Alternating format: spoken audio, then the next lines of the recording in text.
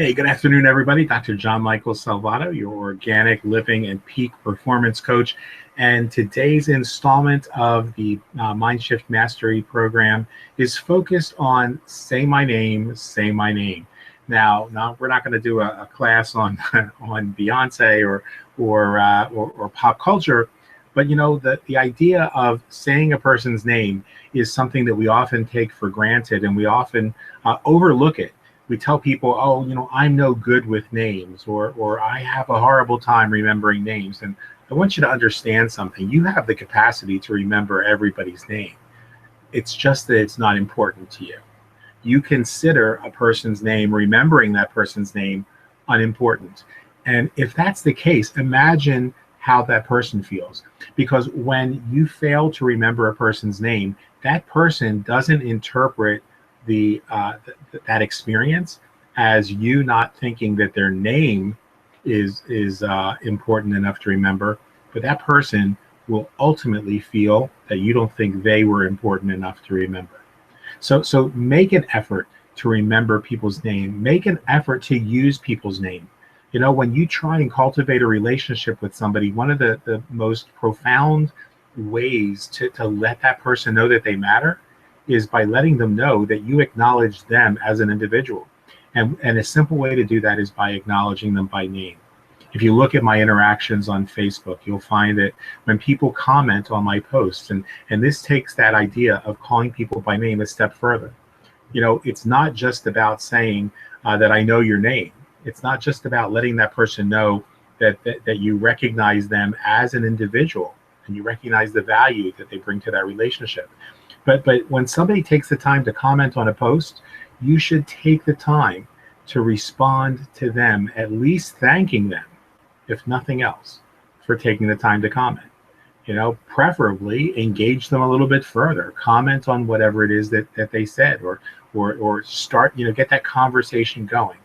And that applies not just to social media, that applies to day-to-day interactions. When you're at a grocery store and the person that checkout person helps you, thank them, but thank them by name. Or start the conversation when they say, you know, hey, how are you? Say, I'm great, Susie, how are you? You know, look at their name tag, connect with that person. I'll tell you, when you do that, people are for a second, they're stunned because they're so used to being invisible in people's lives. You know, especially, you know, when you're at the grocery store, when you're at a department store, when you're anywhere else you happen to be. And you go to get your hair cut, talk to that person that's at the reception desk and acknowledge them by name. Let them know that you recognize them as an individual, that they have value for you. And you'll start to see things start to shift in your experience, your relationships with people. You know, when we say, oh, I'm terrible with names, we're just communicating that the names don't matter. I'll tell people right off the bat, I'm terrible with birthdays. And I understand that the reason that I'm terrible at remembering birthdays is because birthdays ultimately don't matter to me. Because to me, every single day is a celebration of that person in my life. And if I just wait till once a year to say, oh, I'm glad you were born today, you know, that's fine, that's nice. But that's really designed to do very little more than to sell birthday cakes and birthday cards. I would rather show every person that I interact with on a daily basis that they matter to me today, that they matter to me tomorrow, that they're going to matter to me the following day, that I'm glad they're in my life now, not just once a year. And so this idea of say my name is about getting into the habit of really connecting with people. And in order for you to be able to say a person's name, you subconsciously have to recognize that they are an individual, that they do have value, that they are somebody with whom you're connecting, that it's not just, you know, about the relationships. I saw a post earlier today where somebody said, you know, it's all about the grind, and anybody who tells you that they don't chase people isn't successful. Well, I would beg to differ with you, because I certainly have achieved the level of success that I've achieved and consider that to be successful. A 6- and 7-figure income is nothing to sneeze at, but I never had to chase people. And the reason I didn't have to chase people was because I took the time initially to connect with people, to connect with that person. That doesn't mean that people are going to sign up and be part of my business or part of anything else that I'm doing, or part of any philanthropic organizations, or anything else that I'm doing. It means I've connected with them, and that connection has value for me. And I'm going to, as a result of that, do my best to bring value to that experience. Whenever we have this mindset that tells us that we need something outside of ourselves to be complete, and that includes to be successful, that includes to have healthy relationships, that includes to be spiritually balanced. Whenever we imagine that the power is outside of ourselves, then we're going to suffer, and we're going to create suffering in other people's lives as well. But when we recognize that the point of power is within us, that the point of power is in the present moment, and that everything we need to have a successful relationship, to have successful business, to have a successful spiritual foundation already exists within us, then that experience expands to allow us to connect on a deeper level with everybody else. Because if I have everything I need to have successful relationships, to have a happy life, to have a successful business, if I have everything I need, then there's no anxiety in my connecting with you, and by extension, you have everything that you need to be successful, to be healthy. And my purpose then becomes to affirm that, to find that value in you, maybe to help you discover that value within yourself, and to find where we can where our mutual journeys will take us. Sometimes those journeys will converge, and we'll walk along a similar path, or the same path, seemingly the same path, because everybody's path is unique. But we'll share that journey for a period of time, and then we'll go in different directions. But the value remains.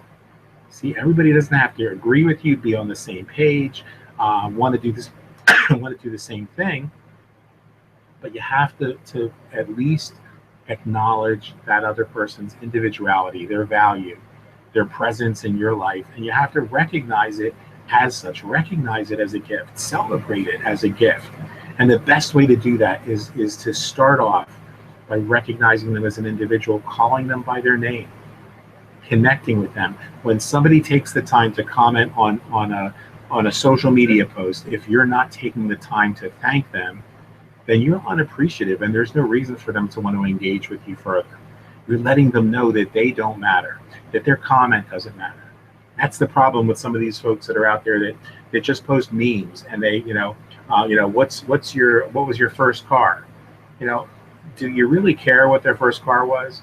Now those are fun to start off a conversation, start off the engagement. But if somebody tells you that their first car was a Plymouth Scamp like mine was, and you don't at least say, wow, I haven't even thought about Plymouth Scamps in 100 years, then you're just letting them know that you were just doing that to boost your social media rankings, or that you're just trying to get more comments on your post to bump the post up. But if you take the time and say, wow, I had to look that up. I didn't even know what a Plymouth Scamp was. By the way, it looks like a Dodge Dart. It was one of the ugliest cars in the universe. But if you don't take the time to engage them, then you haven't communicated to them that they matter, and chances are pretty good that they don't matter to you. So why would you expect to matter to anybody else? So that's the idea today that we want to share. And I know this seems like it's a really insignificant topic, and we're definitely going to be making up for the seeming trivialness of today's topic tomorrow on the Inner Alchemy program, when we talk about taking the ego out of negotiations and look at the second, third, and fourth letter in negotiations. You'll see that it is ego. So that was kind of clever on my part. So you guys can be impressed. Excuse me. But the topic today seems like it's unimportant.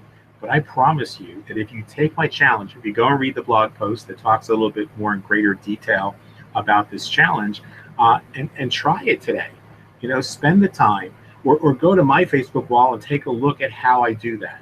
It doesn't always mean that doesn't mean every time you talk to somebody you have to tag them or use their first name, but you'll see that over the course of time, at least once or twice in a day, there are some people that like Jen that I talk to on multiple threads. So it doesn't mean that every single time I talk to her, I'm going to use her name. probably 80% of the time I'm going to use her name. And it's not because I feel any more like I need to let Jen know that I recognize her as an individual, because we've established that relationship. I think she knows that. But she's important enough for me to use her name because I'm addressing her. This is a relationship, and that relationship doesn't just limit itself to that 30 minutes a day when we're on camera to camera. It happens in social media, or if we were talking on the phone. Somebody said to me the other day, John Michael, I was so impressed that they were a prospect. I was talking to them about my business, and at the end of the call, again, throughout the call, I used their name. At the end of the call, I said, Randy, it was really great talking to you. And this gal said, nobody has used my name on a conversation during a conversation as much as you have. And you acknowledged me as a person at the end and thanked me. And that really made me feel like this was more about me than it was about you recruiting somebody. And I told her, Randy, the reason that we connected and I took time on the phone isn't because I wanted to recruit you. Because at the end of the day, after that first 10 seconds of you saying, hey, I might be interested in your business, I wasn't convinced that it was a good fit yet because I didn't know you. And over the course of talking to you, I got the sense of who you were, what you're looking for. And all I could do was to let you know what it is I'm looking for so that together we can mutually figure out whether this is a good fit.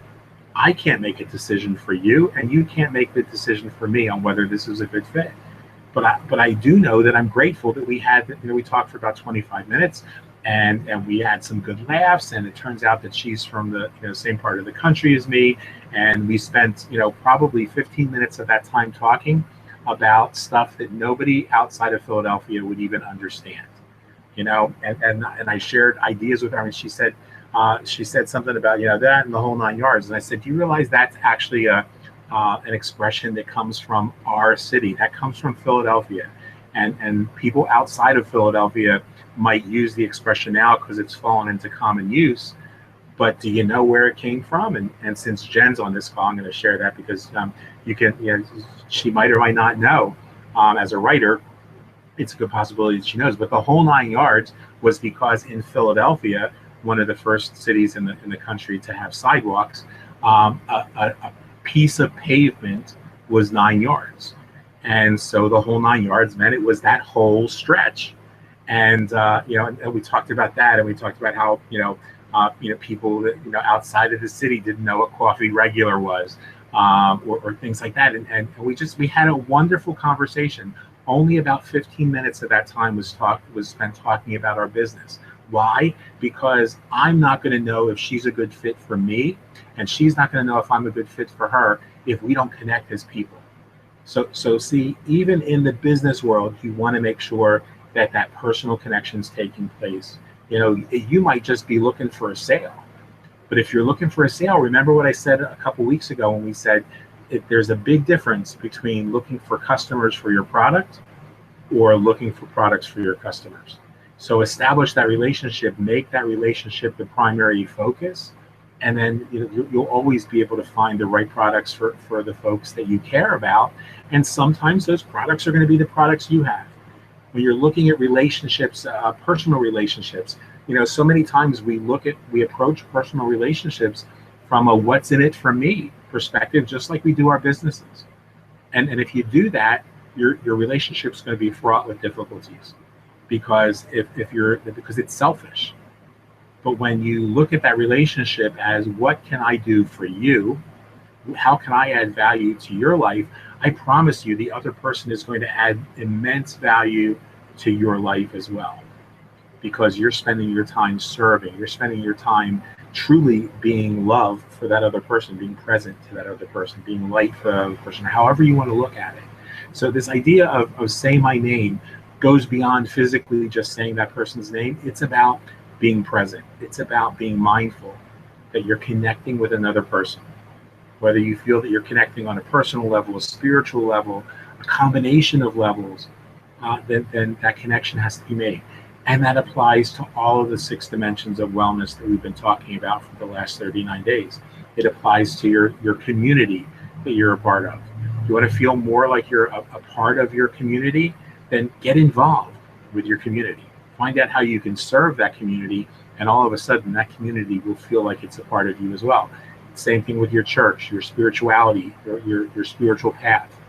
If you want to feel more connected to your path, find out what you can do to serve those people who are on the path. And your physical health, the same thing is going to apply as well. When you bring your mindfulness and awareness to those things and make those things priorities in your life, they automatically begin to become more abundant, more prosperous, more healthy, more balanced.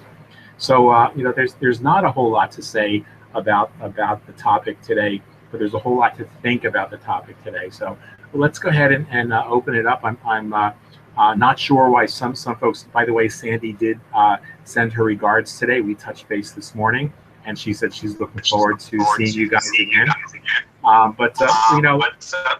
Jump in and offer some thoughts. With the whole saying the name thing, if you're part of any of the number of MLM groups that are out there, the makeup ones, the weight loss ones, I don't want to mention names. One of the biggest messages they tell you to send starts off with, "Hey girl." If I heard that on the street, my first reaction would be, no. Because one, hey is not my name and girl is not my name. You need to address me to get my attention.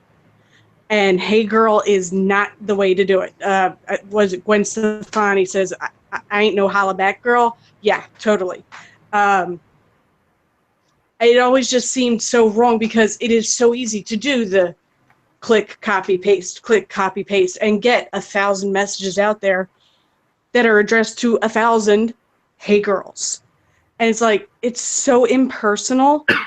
And it's actually been, I've seen people talking about it. It's like, could you at least use my name? It's right there at the top of the message. And if you're going to use my name, at least spell it right. It doesn't take but 5 seconds to look and say, oh, her name's Michelle with 2 L's and an E, right on. It's just that impersonal thing. So that's where I got. Absolutely. I think it's hey girl works if you're a drag queen and you're standing on stage. It like you said, it doesn't work anywhere else. And the same thing goes for dude, and the same thing goes for my friend. Nothing irks me more than when I get a message from somebody that says, "Hello, my friend. I see that we're friends on Facebook and we've been connected for a while." I just got one this morning. We've been connected for a while, so I thought I would reach out, and we seem to have some common interests. And I'm like, oh, so you took a 5 or 6 year old social media marketing course, from that, or you watched a video on YouTube, and it said that if you copy and paste this little paragraph to everybody on your Facebook friends list, you're going to magically get enrollments, and it's just so aggravating and so impersonal, and is the quickest way for me to unfollow somebody. That probably nothing else. I would rather watch somebody spamming their Facebook wall than to have somebody send me such it's almost disrespectful message, because you're treating that person like you think they're too stupid to realize you're copying and pasting. I'm not saying that you shouldn't have some good content in your swipe file to copy and paste into the conversation as you're introducing yourself. Quite often when I meet somebody, I'll address them by name. I will have gone to their profile so that I see something we can connect with on a personal level. And then I'll say, by the way, and then I copy and paste. If you're interested in learning a little bit more about who and what I am, it's just to know that I'm a real person and that I will never, ever spam you. Here's a video I shot on YouTube. It's a little bit dated, but it still gives you the idea. And it's just a short little 30-second video in which I talk about my passion for helping other people, that I truly want to be able to connect with them and find solutions for whatever it is that they're on social media looking for when they connect with people. And that if it's just to create new friendships, and get to know one another, I'm down with that as well. And so many people will say, wow, that is really a really cool video, and it didn't even feel like you were copying and pasting. So they're letting me know that they understood that that's probably something I send to everybody, and it's something I send to almost everybody. Sometimes I go to somebody's Facebook page, and I'm not really sure that there's going to be a good connection there, and I don't even send that to that person, because for me, we've got to establish that foundation. We've got to connect. So I might go to their page and see that their page is entirely in a different language. Now, I'm not sure why they connect, and it's not a language that I speak. I'm not really sure why somebody would connect with me if everything on their page is in Portuguese, or everything on their page is in Tamil, and I don't understand it. And so I'll just say, hey, it's nice to meet you, so and so. I'm really curious what inspired you to connect with me. And I'm not going to send them that video, because that video at that point I'm not even sure that they're interested. They might just be a spammer. They might just be somebody who took a goofy social media marketing course that thinks that strategies that worked 5 years ago are going to work today, because those strategies did work 5 years ago. My friend F Mac used to, was one of the first people to start telling everybody to, talk to 20 people a day and send them that little, copy and paste type of approach, and see who responds to you, and then have that conversation. See, that's where everybody drops the ball. They forget that little piece of strategy that was working 5 years ago was only designed to get you to start the conversation. And so back then it worked. Now everybody abuses it, so it doesn't work anymore. And it's much more effective to make sure that you're bringing value, that you're doing the kind of things that Jen does, and that Ita does, and that so many people do on Facebook. Even Sandy, who's not out there marketing a business, but she's engaging people on a daily basis. I'm going to tell you guys, if you want to see what social media engagement looks like, and looks like from a completely selfless point of view, look at what Sandy posts on a daily basis.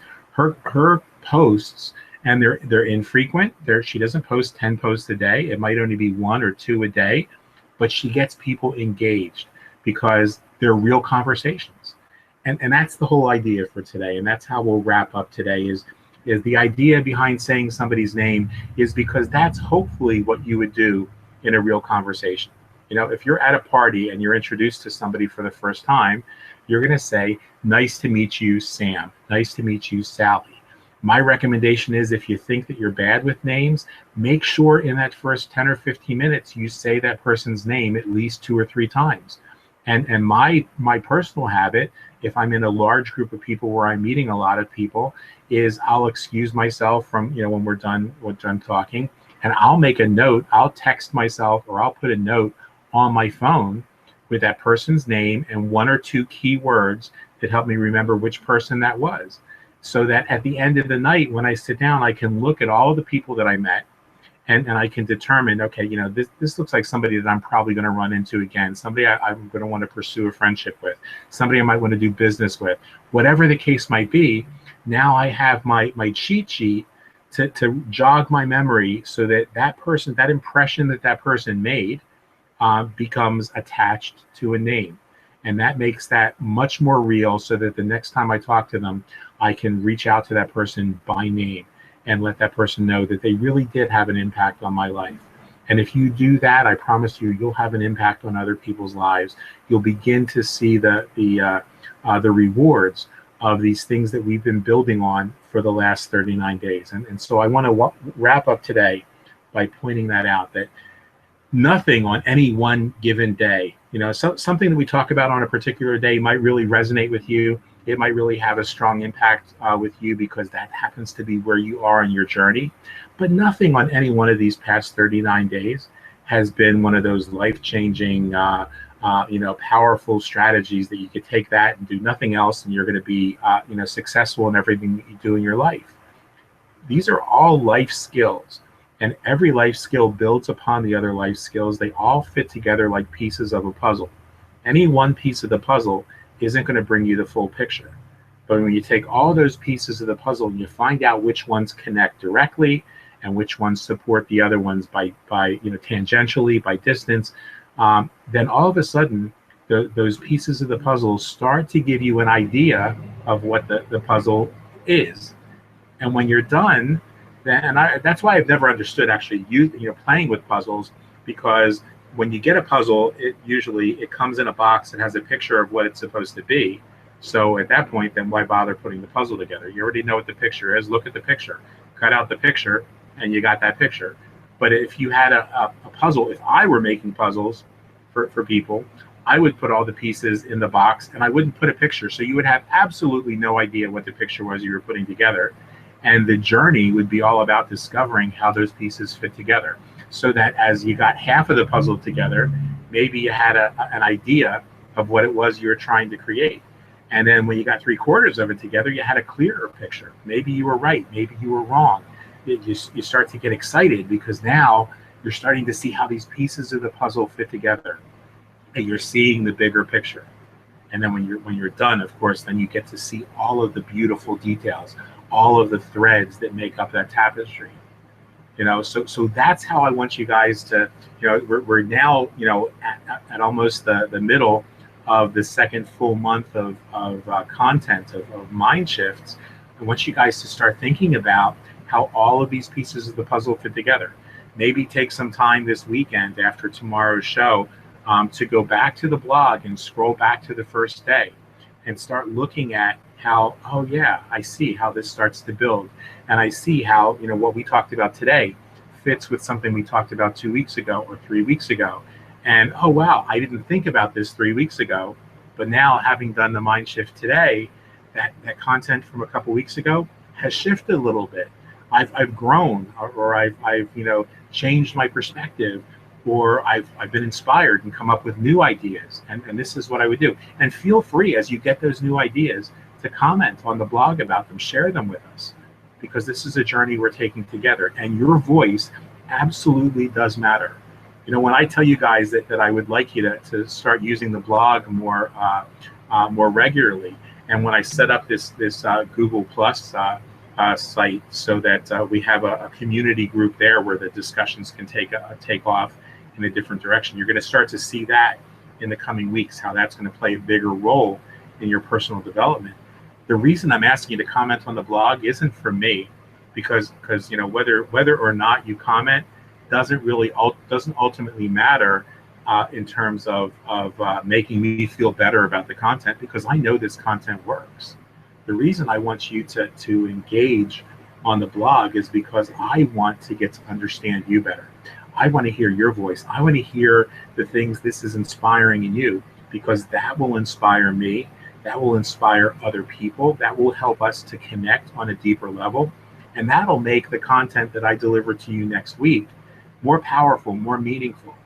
I'm going to tell you something right now, and I think they would probably agree that for people like Ita and Robert and Sandy and Amanda, when she's back with us, all of those folks who regularly participate, and Jen, who participate on a daily basis, I'm sure they get more out of this program than the ones who haven't participated at all. The ones who might read the blog once in a while, the ones who maybe look at the Facebook group every couple weeks. You're going to get out of this what you put into it, and the reason that happens is because when you're putting into it, you're actually adding value to me, so that I can give greater value back to you. I understand those people better. I'm connected with those people on a deeper level, and so I'm able to tailor that content. It may be the same topics every single day, but now I'm able to tailor the content so that it inspires those people who are participating.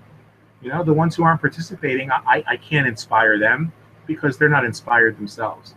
So these folks who are bringing their inspiration to the table, who are commenting on the blog, who are participating in doing the daily work, you do the daily work, you get the daily results.